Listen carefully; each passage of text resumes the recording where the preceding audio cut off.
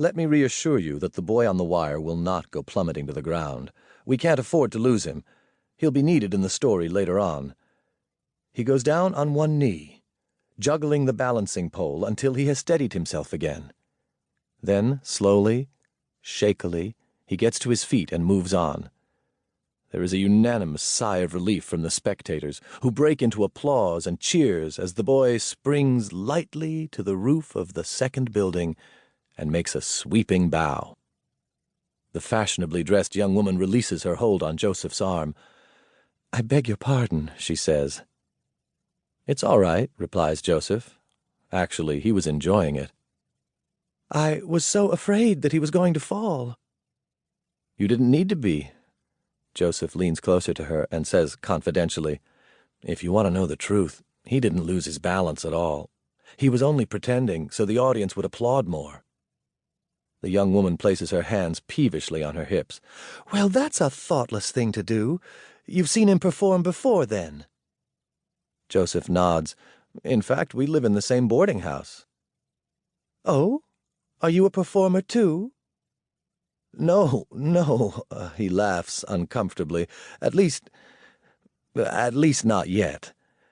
He blushes slightly, and perhaps in hopes of impressing the young lady admits, "My father and I, we have a sort of mind-reading act, but we're still perfecting it." He has never told this to anyone before, since he's unsure that they ever will manage to perfect it. But there's little danger in telling it to someone he doesn't know, someone he will likely never see again. The young lady does seem impressed. "Really? What's your name? I'll watch for you." "Joseph Ehrlich." I won't bother telling you the young woman's name. Joseph is right, we won't be seeing her again. Now, you may think that you'd rather follow her as she makes her way through the crowd. I don't blame you. She is an attractive and amiable girl, with a charming smile. But she's not going anywhere you'd care to go. She's on her way to a meeting of the Sanitary Commission, which raises money to aid the wounded, an admirable undertaking, but not really very interesting. If, on the other hand, you stay with Joseph, you will meet some characters who are far less ordinary than he is, including the young high-wire artist, who is known as El Niño Eddie.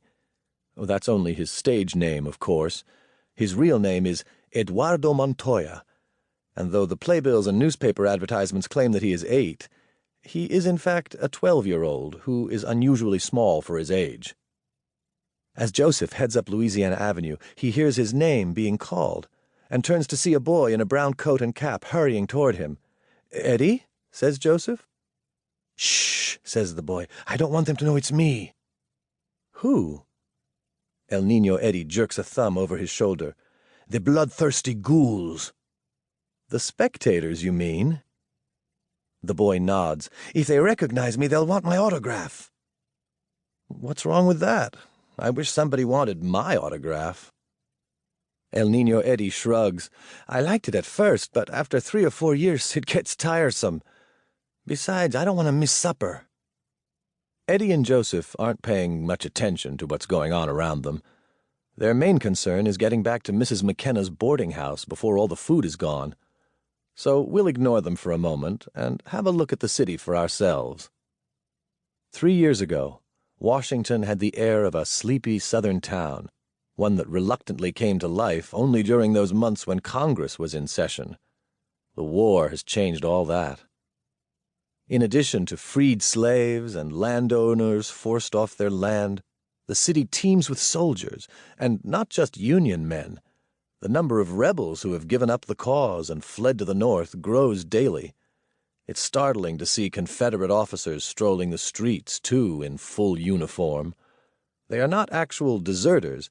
They were captured and then paroled after giving their word that they would not return to their commands.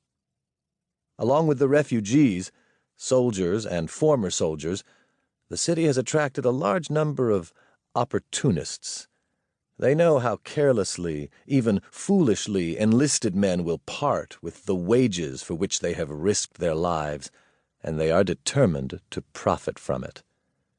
Some are legitimate businessmen and women selling necessary goods and services, but there are also the gamblers, the confidence men, the ladies of the night, the pickpockets, and, of course, the entertainers.